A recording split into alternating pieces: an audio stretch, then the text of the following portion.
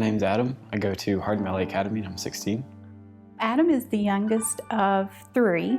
He has an older sister and an older brother. They were all healthy beyond an ear infection or 2 when they were, toddlers. No significant illness ever. All very outgoing, loving, tender, caring for one another. My hobbies are, I'm a pretty avid gamer and I love to go out and shoot bow here and there. Archery is pretty fun. It's interesting. It's a pretty prestige sport and it requires a keen eye, I've been told.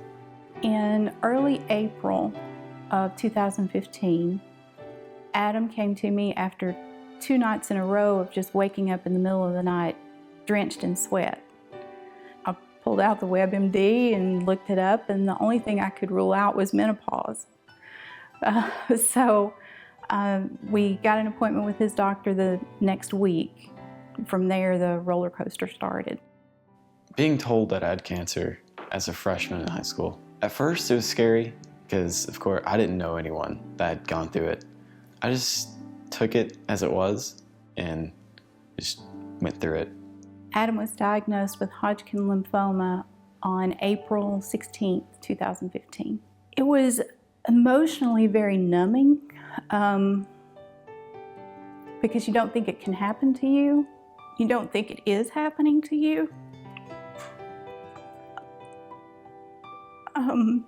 But on the positive side, from the very first doctor's appointment, everybody was very positive about this is treatable, it's beatable, it's a bump in the road, it's a program we had to follow or a plan we had to do to get through. The toughest part for me was hearing what everybody else kind of thought, because they didn't hear everything that I heard in a day. They didn't have that reassurance of Adam's gonna be all right, he's fine. So I imagine it was hard on them, very.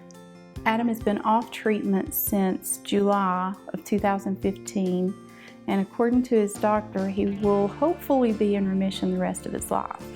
I was definitely ready to get back into normal school life and life in general. After getting off treatment, I'd walk up the stairs and feel winded. I remember the first day back at school, I had a thing of pencils and I was trying to open them and I couldn't. I just physically did not have the strength in my hands to open them. I was like, wow, I'm so weak. My hope for Adam would be that he can look back on this and see all the people who cared about him, all the people who touched his life, and take from that, all the positives that came from this. Because there are so many positives.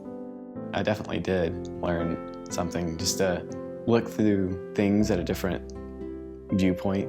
While I feel lucky, there's ones that aren't so lucky. As a mom, you take things slower. You value each moment more. I mean, life still goes on, but each moment is more precious.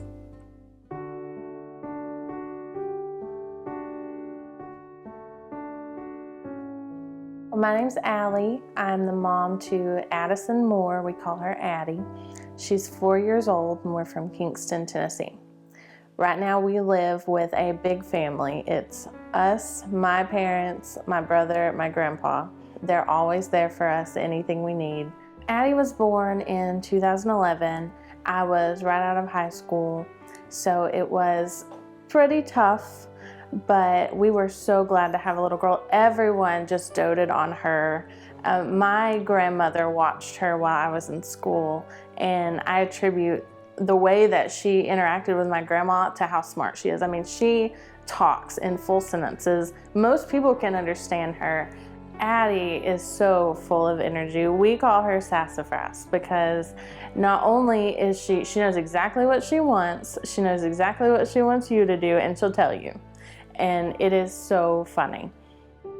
Addie started out getting lots of bruises. We went to Addie's nurse practitioner, And we said, you know, she's had this bruising for several weeks now. It just keeps getting worse. And she did a blood test. And she came back in the room and she said, I don't want you to be concerned, but I talked to Dr. Malik at East Tennessee Children's Hospital, and he wants you to come to the emergency room. We saw Dr. Pace initially. He became Addie's primary doctor. And hearing him say she had leukemia, I was in shock. It was devastating to our family, nothing that I could have ever imagined.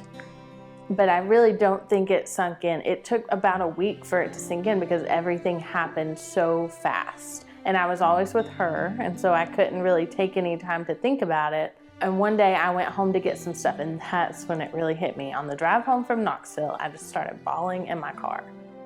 But she has done amazing, and I think that helps. I mean, it helps all of us to cope how well she has done. They foresee that she'll continue to do well in the future, and that really gives us peace. It gives us peace to know that they have faith in how she's doing, and it helps us to have faith in how she's doing. This experience has changed us. Before we knew that we were loved by some of our friends and family, but we didn't understand to what extent. We have seen such an outpouring of love for our community, and it has really just opened us up to the fact that there is so much love out there for anybody. I am so proud of Addie. She has done amazing throughout this entire experience. She's taken everything in stride. She's gotten progressively better in her attitude towards everybody at the hospital. She's grown so much, and not only in the way that she looks, but in the way that she acts. It makes me so happy as a mother to see Addie growing up, because there was every chance that we might not have gotten that. It's made me that much more appreciative and grateful for every day that we have. I have little to no patience, but knowing that Addie's sick and understanding that, you know, we might not have tomorrow, I think it helps me to be a little more patient and be a little more understanding that I need to be grateful for every day I have with her.